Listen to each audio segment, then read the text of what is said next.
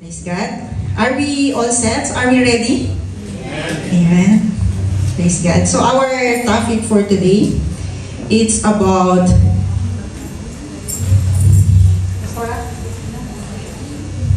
God is faithful. Bakit God is faithful? Praise God. Kasi dito po ako nag-start when I was starting JCKC. Yung anniversary namin sa Dubai, it was 5th year anniversary. And yung theme is God is faithful. And talagang the Lord is faithful in my life. And talagang nasabi ko na, Lord, one day, I will testify your goodness and your faithfulness.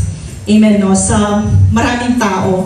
But hindi ko in-expect, I did not expect na tatayo ko talaga sa maraming tao. Praise God. Kaya sabi nga, we should be very careful kung ano yung sinasabi talaga natin. Amen, no? Praise God. Hintayin po natin yung ating slide. Ayan.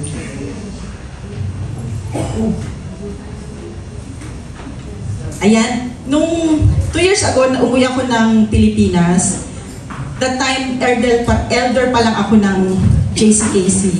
And pinag-preach ako sa Hagay ni Pastor Ali sa Pilipinas. Kaya sabi ko, Lord, ano bang aking ipipreach? Kasi first time ko din mag-preach as a elder that time. Kasi dito sa Dubai, hindi naman kami pinag-preach kapag elder pa lang kami, mga pastor talaga.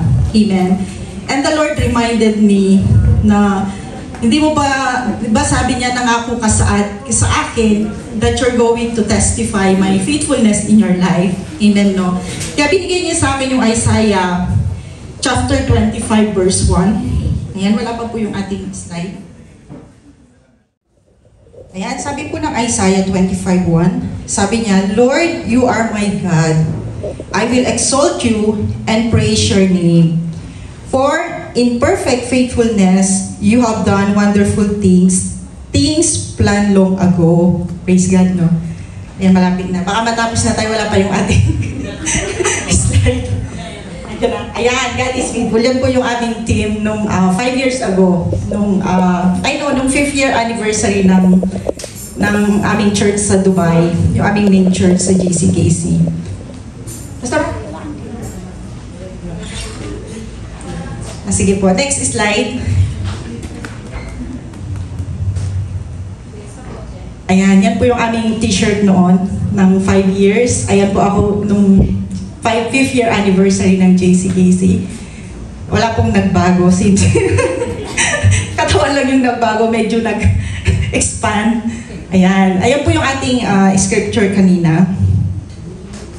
Sabi niya, no, Lord, you are my God. I will exalt you and praise your name. For in perfect faithfulness, you have done wonderful things planned long ago. Praise God, no?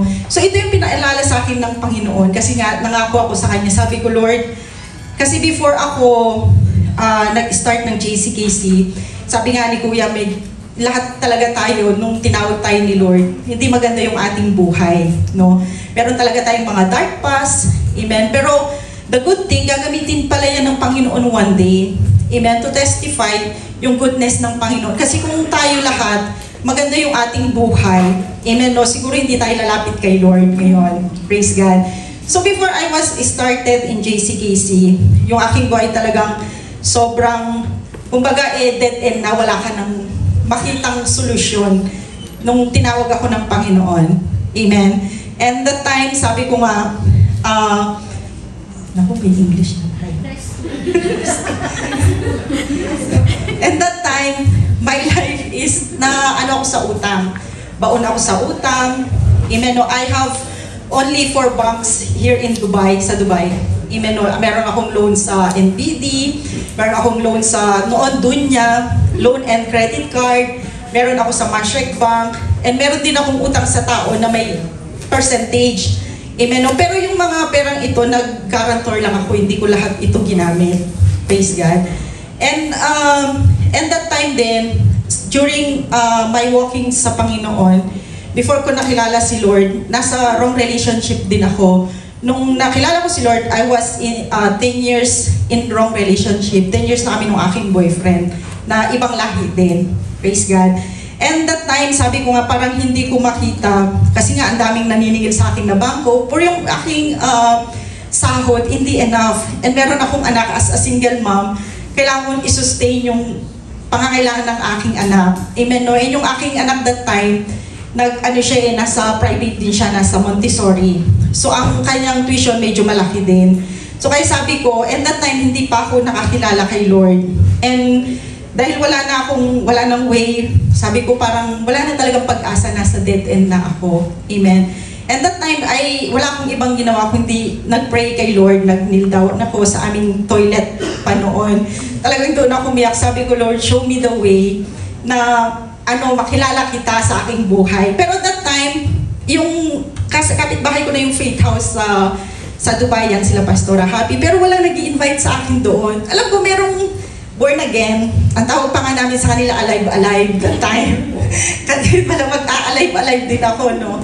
Yung parang ganito, meron kaming hall sa gitna, tapos mga pintuan. Yan. Doon yung Faith House, dito kami sa kabila. And nung after pagka-pray ko, yung aming kapitbahay, nag-birthday yung kanyang anak. So dito niya ginawa sa pinaka-hall ng Pero nag-invite naman siya, sabi niya, nangatok sila, birthday nga ng anak niya para makikain kami. So hindi naman ako lumabas para makikain kasi nga medyo mahihain din ako, no. And that time, nung na sila Bible study, parang merong may kumatok sa aming pinto kasi nga ganito lang no, magkakalapit. And nung binuksan ko, kunwari nagwalis ako. Nung pagbukas ko, wala namang tao dun sa may pintuan namin. So sinara ko siya ulit. Amen, no? Nung pagsara ko, umupo ako dun sa bed ko. Tapos parang may something na nagko-convict sa akin na lumabas ako. Amen, no? Until ako na yung nag-invite sa sarili ko, kumuha ako ng upuan. Ayun, lumabas ako dun sa side. Dun lang nga din ako sa side paglabas ng pintuan namin. And that time, tinanggap ko si Lord as my Lord and Savior sa aking buhay. And from then, doon na nag-start yung pagbabago ng aking buhay. Amen, kaya sabi ko, talagang napakabuti ng Panginoon. Kaya sabi ko, I cannot even explain yung kabutihan ng Panginoon sa ginawa niya sa aking buhay. Amen, no? And during that time, nung hindi pa ako nag-serve kay Lord, yung aking anak, may 6 months pa lang siya, meron siyang bronchitis. And nauwi siya sa asthma. And alam natin sa doctors, yung finding pag asthma, sabi nila pag hindi na nawala nag 7 years old siya, hindi nawala, dadalhin niya na yun hanggang mamatay siya, parang gano'n, no? Pero dahil yun ang pinangahawakan natin, yung tatay ko kung ano-ano nang pinainom sa kanya, pinainom ng butiki, nagtanim pa yun ng marijuana sa bahay namin, pinapainom siya ng marijuana. Even ang dami na lang na-try para matanggal yung kanyang hika, pero as in, wala talaga. And nung nag-serve nga ako kay Lord, talagang I give yung aking buhay sa Panginoon. Sabi ko nga, wala na talaga akong time para sa sarili ko. Kasi doon sa Dubai din, marami kaming gawain from Monday to Sunday. Amen, no? Even during our service, after ng aming service, meron pa rin kaming Bible study. Talagang hindi kami nahihinto. Praise God. So talagang linaan ko na lang yung aking buhay sa pagsuserve kay Lord. Amen. And hindi ko namamalayan yung aking mga utang na babayaran. Amen. Kasi sabi ko, for 2 years, hindi ako nakapagpadala noon sa aking family. It's because, kasi nga nagbayad ako ng utang ko dito. Pero the good thing, yung si Lord nag-provide sa aking family. Amen, no? Yung aming bahay kasi sa probinsya, yung tapat namin, ilog, tapos sementeryo dun sa kabila. Amen. And yung Japan, sila, parang may project dun sa ilog namin na pinagawa. So yung lupa namin, inupahan nila. Amen. So nagbabayad sila din ng upa, nagawa sila ng parang office. Ayan. And paggabi, yung papa ko na yung nagbabantay kasi doon siya nakatira. So binabayaran din siya. Amen. No? So yung pinapadala ko, more than pa doon sa nare-receive niyang pera. Just imagine how the Lord will work. Sa tagal na naming nakatira doon, noon pa lang nangungupahan ng gano'n. And sabi ko nga, ang tagal na rin doon na pinapagawa yung ilog. Pero first time na may nangupahan sa amin, no? But I believe it is the Lord's way, praise God, to provide sa aking family. Amen. Kaya yung kontrata nila doon, 1 year lang talaga. Kaya sabi ko, Lord, tapos na yung 1 year. Eh yung utang ko, magbabayad pa ako 1 year pa yung sa bangko, sa mga bangko, sa mga bayarin. And after 1 year, umulan, yung ginawa nila, gumuho, parang walang nangyari dun sa ginawa nila, pero hindi ko pinag-pray na masisira yun na. Hindi ko pinag-pray. Kaya sabi ko, yung ways talaga ni Lord, iba, no? Talagang makikita natin how the Lord will work sa ating buhay kapag talaga tayo ay nananalig sa Panginoon. Praise God. So talagang nakita ko how the Lord sustained my family during that day. Ang ginawa ko lang, sabi nga lagi kaninang nababanggit, Matthew 6:33. Amen, no? Seek His kingdom. Yun lang talaga naman ang susi, amen, no? Para sa ikabubuti natin. If talagang we want to really see the goodness and faithfulness of God, sabi niya, panghawakan natin yung Matthew 6:33. Amen, no? Kaya sabi ko, even noon, that time, may dalawa kasi akong kapatid dito, yung aking bunso at saka yung sumunod sa akin. Kinuha nila yung aking ATM that time kasi nga dami kong utang. Medyo matulungin din kasi ako noon. Pero ngayon, may wisdom na tayo kay Lord. Amen. Kasi kinuha nila yung aking ATM, binibigyan lang nila ako ng allowance. Praise God. And nung nagsiserve na ako kay Lord, sabi ko, paano ako magbibigay ng aking tenth? Amen. So nagbibigay ako, binibigay ko lang kung ano yung binibigay ng aking kapatid. For example, binibigyan niya ako ng 1-2, ibibigay ko 120 kasi yun ang nare-receive ko. Pero I was being rebuked by the Lord na kailangan pala ibigay mo yung full tenth ng full salary mo. Amen. No? Kaya sabi ko, Lord, paano ko ibibigay ito? Kulang talaga yung aking budget. Amen. No? And that time, nung kinonbig ako ni Lord, nagka-ushering na din ako. Praise God. And sabi ko nga, Lord, sabi ko, by faith na lang talaga ito na magbigay ako ng aking full tenth. Walang matitira sa akin. Praise God. And that time, nung sa ushering, nasa likod kami. Ayan. And meron na kaming tight box doon. Dahil mahihain ako, linalagay ko na kaagad yung aking envelope dun sa tight box. Para hindi na ako maglakad dun sa unahan. Praise God. And nung day na yon, sabi ng Panginoon, ibigay mo yung full tenth mo. Though that time, meron akong 500 sa wallet, pero iniipit ko yun, pambayad ko ng utang. Praise God. Pero sabi ni Lord, may 500 ka sa wallet mo. Ibigay mo yun, sabi ni Lord, no? Sabi ko, pahirapan to. Sabi ko, Lord, nakikipag-usap ako in the Spirit. Sabi ko, Lord, ibigay ko na dun yung, yung envelope, sabi ko. Pero ang binigay ko lang, offering that time, 10 dirham siguro. And nung sabi ng Panginoon, ikaw ang nagbibilang ng tithes, kaya palitan mo pag nagbilang ka. So wala talaga tayong choice. Kaya alam ni Lord, amen, kung ano yung laman ng wallet natin, ano yung pangangailangan natin. Amen, hindi talaga tayo makakapaglihim sa Kanya. Praise God. So wala akong magawa, kundi ipalitan ko. Sabi ko doon dalawa kasi kami nagbibilang dati kay Sister Merly. Sister Merly, palitan ko yung aking offering ng tithes. Sabi ko kasi nakonbig ako ni Lord. Then, that time, nag-start yung aking giving, talagang by faith, nagbigay ako sa Panginoon ng aking tithes. No matter what, sabi ko, sige Lord, by faith talaga na ibigay ko ang aking tenth. Amen. Pero hindi pa natapos doon. Kasi may hagay kami, ewan ko kung may hagay dito, I believe, no? Ayan, meron tayong hagay project. And kinonbig din ako ni Lord to give sa hagay. 5% naman ng aking sahod. Sabi ko, Lord, patayan na yata itong giving. Alam mo yung walang-wala ka, tapos doon ka, ititest talaga ng Panginoon, no? Kung paano ka talaga mag-i-stand sa iyong faith. Praise God. And sabi ko nga, wala akong ministry pa noon eh. Pero the Lord is convicting me na mag-attend ng sa practice ng music team. Ayan. Kaya sabi ko sa pastora namin noon, Pastora, ayokong involve sa music. Kasi nga ayokong, sabi ko, ayokong mapuyat. Kasi puyatan pag nasa music team, no, nagpa-practice. Pero sabi ko sa kanya, thank you po. Sabi ko, kinukonbig ako talaga ni Lord na na pumunta ng music team.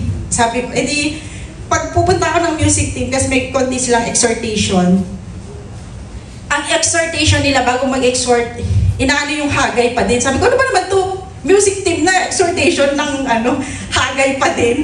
So, sabi ko, sige Lord, by faith, so 5% ng aking sahod na pupunta sa Hagay. So, it is by faith talaga lahat ng ginawa ko sa Panginoon. Pero talagang I have seen yung miracle na ibinalik sa akin ng Panginoon, no? Yung wonders talaga makikita mo if we will stand in our faith. Talagang never akong nang-utang, never akong nag-beg to someone na masustain yung aking pangangailangan. Talagang nakita ko yung hands ng Panginoon. Hanggang ngayon, nakita ko yung hands ni Lord, how He sustained us, even my family sa Pilipinas. Amen. No? And even ang aking anak ay wala nang higa. Amen. Hindi na siya pabalik-balik na. Never na siyang nagpunta ng doctor since nag-Christian ako, nag-Christian born again. Amen. Noon, pag uulan, pag sobrang init, amen, dadalhin niya sa hospital. And noon yung aking anak, dahil maliit pa, nagba-bottle feeding.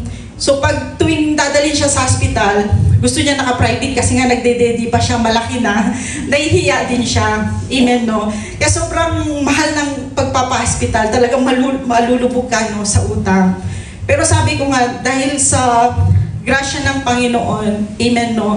Sabi ko nga, nung yung tao na yun na nangutang sa akin, nung una kasi siyempre unbeliever tayo, talagang pinasundan ko siya, pumunta siya ng Macau, and dami ko rin kamag-anak sa Macau, pinahunting ko siya doon kasi hindi maliit na bagay yung inutang niya din sa akin.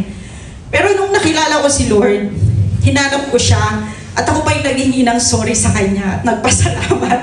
Kasi sabi ko, kung hindi dahil sa'yo, hindi ko nakilala ang Panginoon. Amen, no? Hindi, sabi ko nga, walang salvation, we cannot buy, walang kapalit na halaga ang ating salvation.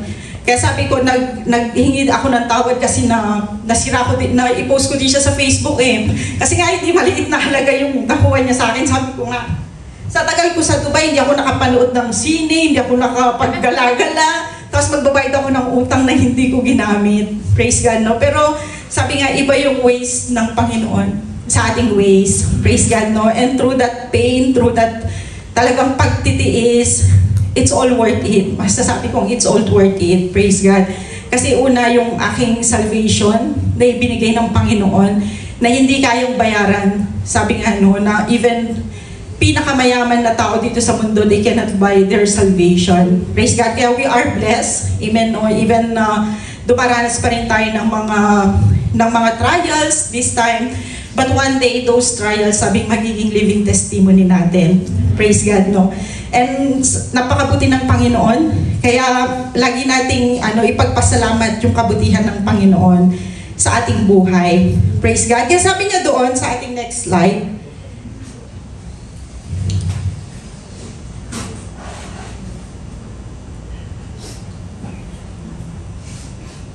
sabi niya sa Jeremiah chapter 1 verse 5, very popular verse, no?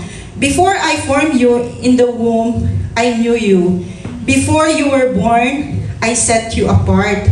I appointed you as a prophet to the nations. So si Lord, isinet apart na niya tayo. Amen, no? Kaya kahit anong takbo natin, amen, no? Si Lord gagawa siya ng way. Kasi sabi niya, no, bro, hindi pa nga tayo na ipapanganak o paglilihi pa lang tayo, alam na ng Panginoon. Amen, no? Kilala na tayo ng Panginoon. And sabi niya, He already set us apart, amen, no, from this world. Praise God for His glory para tayo ay makapaglingkod sa Kanya. Amen, no? Kaya lahat ng nangyayari sa ating buhay is not an accident. Amen, no? It is plan ng Panginoon sa ating lahat. Praise God. Kaya we should, go with the flow ng Panginoon kasi alam natin kapag si Lord yung nag-handle ng ating buhay, one thing for sure, talagang perfect yan.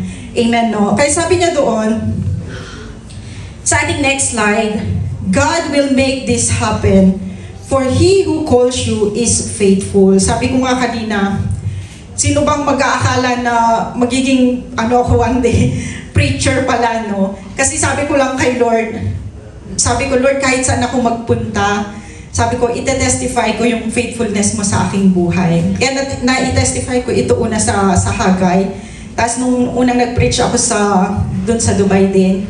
And ito yung pangatlo. Kaya sabi ko sa kanya, tuwing mag-aasa ko ng revelation, ito yung binabalik niya ako dito. Di ba nangako ka? Amen, no? Pero sabi ko nga, before na nangyari yon, just imagine I think 6 years ago ko pa sinabi yun sa Panginoon, no? Pero hindi niya nakalimutan. Pero yung struggles na dinaanan ko before ako makarating sa ini-aim ko, may pagdadaanan pala. Amen, no?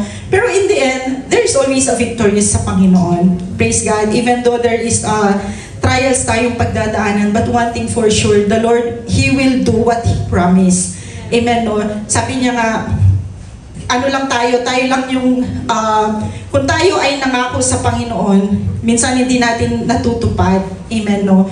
Pero si Lord, sabi niya, pag siya ang nangako, tinutupad niya no matter what. Amen? Pero sabi ko nga, hindi ganun kadali. May pagdadaanan talaga tayo. Praise God. Pero yung pagdadaanan pala natin yun na yung papunta sa way na ating inihingi sa Panginoon.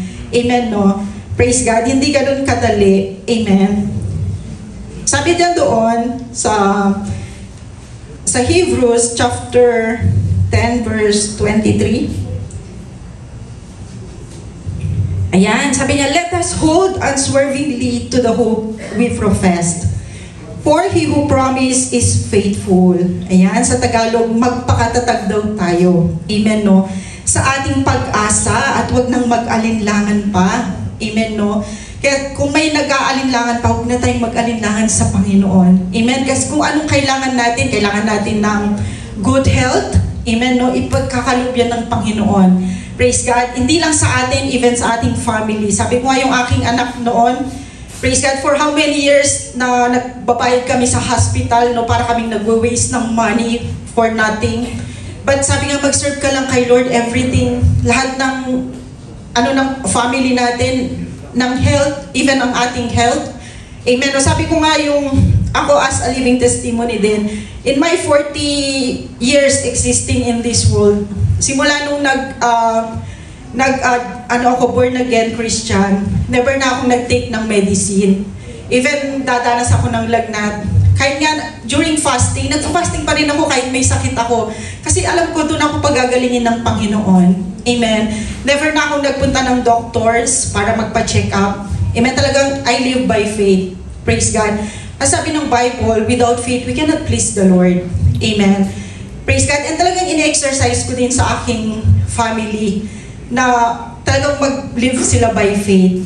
Amen, no? Kaya kung makikita natin how the Lord na huwag na tayong mag-alinlangan na maglingkod sa Kanya. Kailangan ibigay natin yung buong puso natin.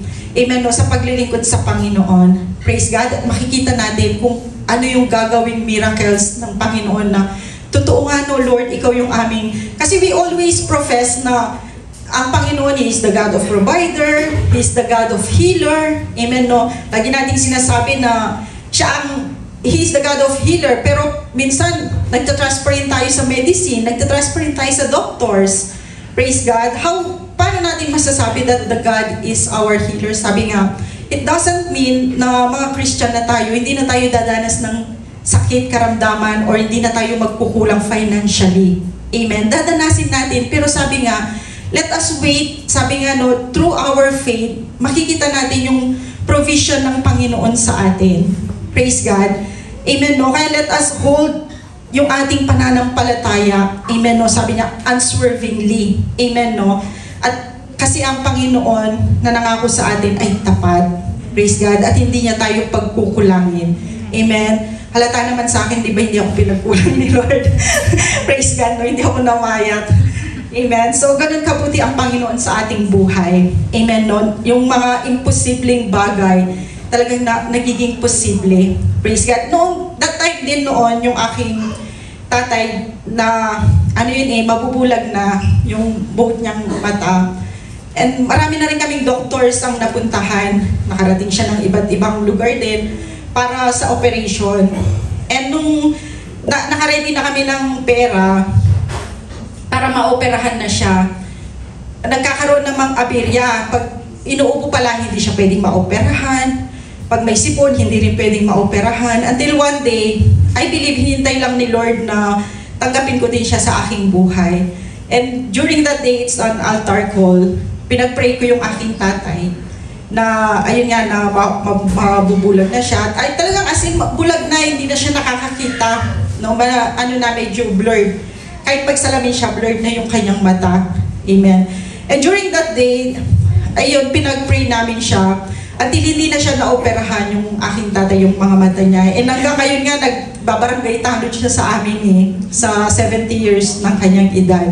So this is how the Lord, kaya sabi ko nga, di ba, kaya sabi ng Panginoon, kung nangako tayo sa Kanya, kailangan tuparin natin. Even mahirap, amen, no?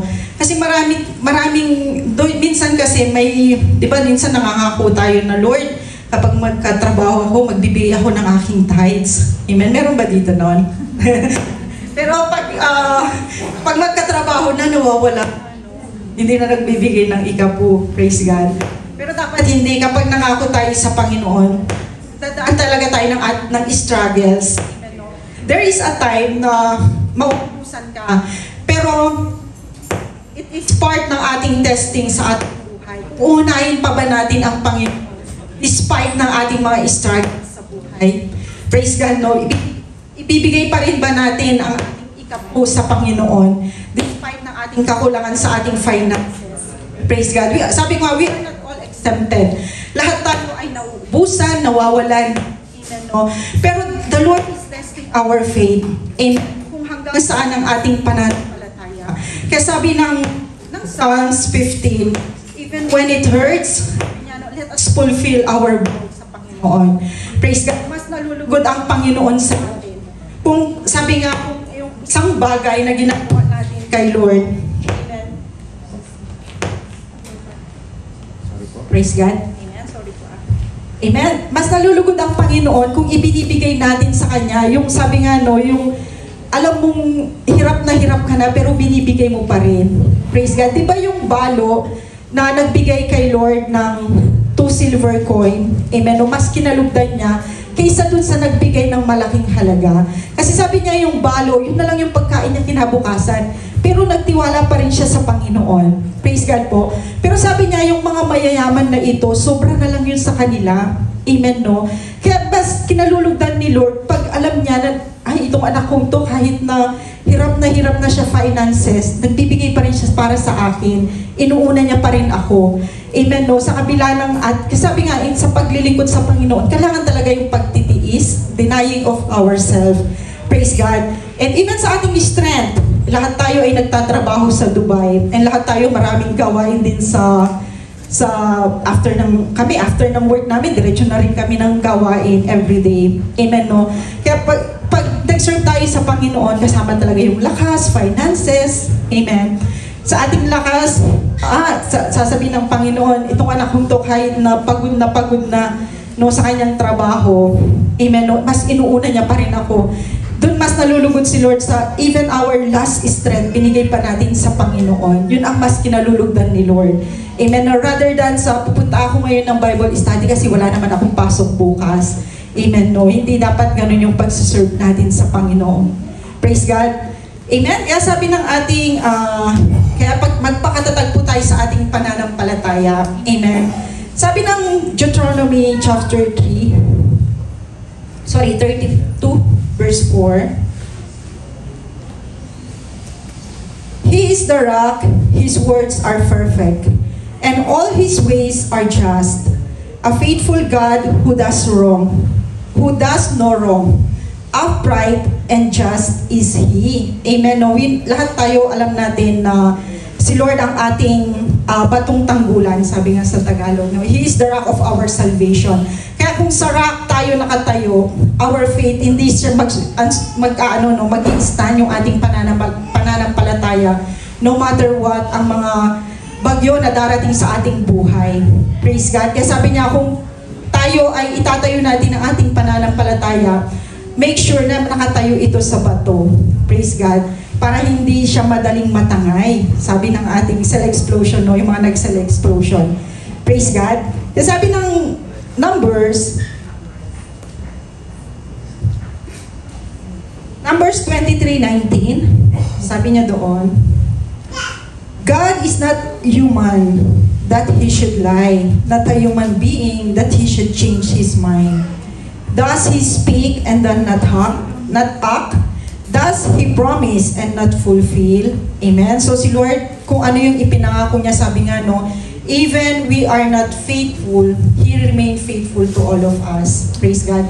For He cannot deny Himself that He is a faithful God. Praise God. Kung ano yung nakasulat na sa Bible, hindi na niya pwedeng baguhin. No? Hindi katulad ng tao, ngayon oo, bukas hindi na. Praise God. Si Lord kapag oo lang. Amen. No? Kahit anong magawa pa nating kasalanan. Di ba nga yung mga ancestor natin noon, kahit anong ginawa nilang kasalanan, still, di ba sabi ng Panginoon, dahil tapat ang Panginoon, nananatili siyang tapat magpakailanman. Praise God. Kaya wag nating ipagpalit, no, yung ating pananampalataya kahit sa anumang bagay nandito sa mundo. Sabi nga, di ba, everything in this world will pass away. Amen? Only ang mananatili daw ay ang kanyang salita. Praise God. Kaya panghawakan po natin, no, ang salita ng Panginoon at huwag nating ipagpalit sa mga bagay na nasisira. Amen? Praise God. Kaya kung tayo ay mananatiling tapat, sabi ng Panginoon, hanggang wakas, sabi na ng Matthew, amen, ganito daw yung ating magiging reward sa Panginoon.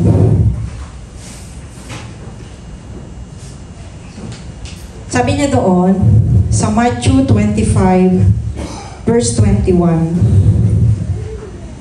His master replied, "Well done, good and faithful servant.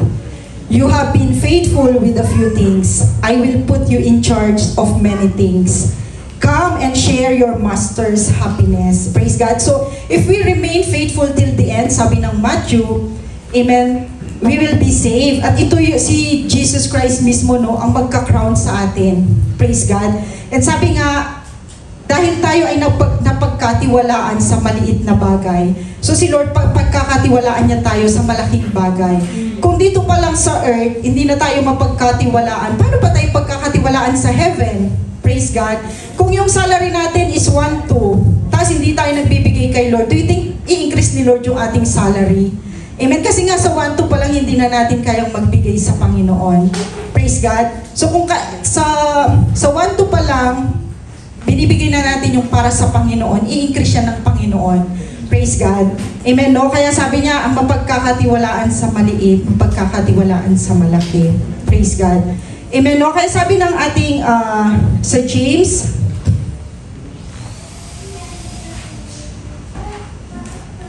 ayan, sa James chapter 22, chapter 2, verse 26. Ayan. Sabi niya doon, as the body without the spirit is dead, so faith without deeds is dead. Sabi niya doon, no, faith no work. Kapag faith without work, nananalangin lang siya pero wala siyang ginagawang action. Amen. Di niya alam yung kanyang pinapanalangin patay na. Amen, no? Pero gusto ng Panginoon, magkaroon tayo ng faith and work. Amen, no? Para lumago tayo sa ating spiritual life. Praise God. Kasi sabi niya, kung hindi tayo magsisikap na mag-attend ng mga gawain ng Panginoon, hindi tayo lalago spiritually. Kasi sabi ng Bible, hearing and hearing the Word of God, it comes faith. Doon tayo magkakaroon ng pananampalataya. Doon lalago, no, yung ating faith sa Panginoon. Amen? Kaya yung iba, praise God, no, kahit maraming struggle sa buhay, but because of their faith, nananatili pa rin silang matatag. Amen? Compare, kapag tayo ay pumupunta lang every Sunday, wala tayong discipleship, wala tayong Bible studies, konting problema lang, nawawala na tayo. Amen, no? Or nagsiself-pity na tayo. Praise God. Kaya gusto ni Lord maging, tayo, no, sa ating pananampalataya, lumago tayo, talagang magkaroon talaga tayo ng action. Gumawa tayo ng action. Sabi nga dito rin, marami kayong gawain, no, sa Abu Dhabi. So, yung tayo na lang yung gagawa ng way para maka-attend tayo ng gawain ng Panginoon. Praise God. Para lumago yung ating pananampalataya. Amen po. Praise God, no? Kaya sa ating last slide, sabi niya doon, we need faith in order to experience God's faithfulness. Praise God. So, kailangan talaga natin ng pananampalataya. Otherwise, we will not experience yung sinasabi ng Bible that He is a faithful God, He is a healer, He is a provider. Amen, no?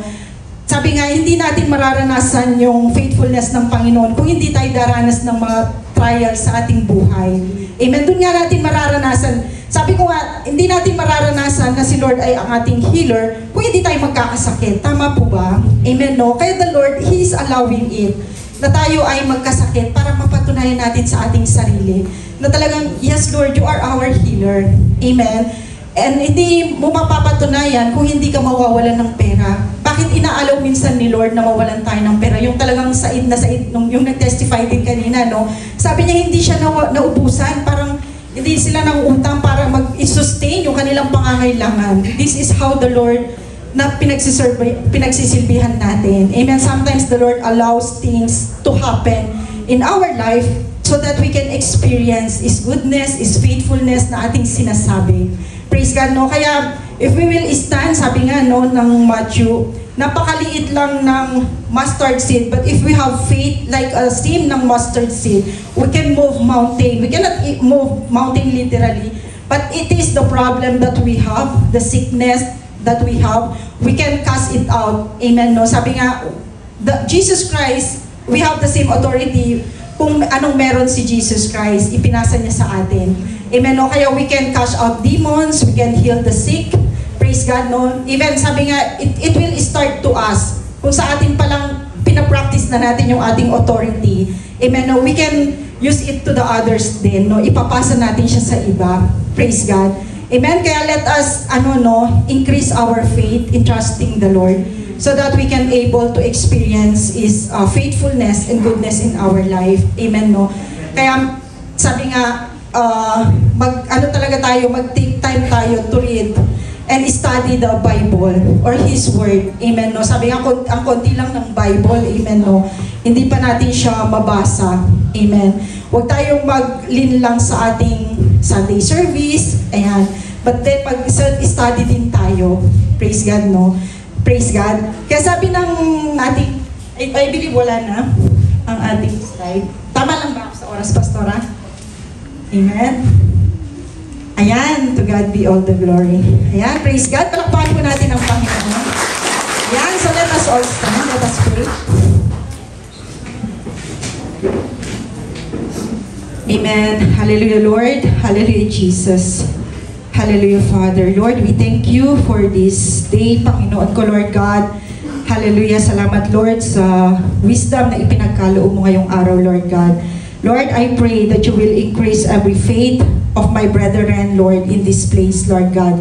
That we may able to experience, Lord, Your goodness, Your faithfulness, Father, in our lives, Lord God. And I pray, Lord, that they may stand, hallelujah, in their faith, Panginoon ko, Lord God, sa lahat, Lord, ng mga trials na kanilang mga pinagdadaanan, Panginoon ko, Lord God.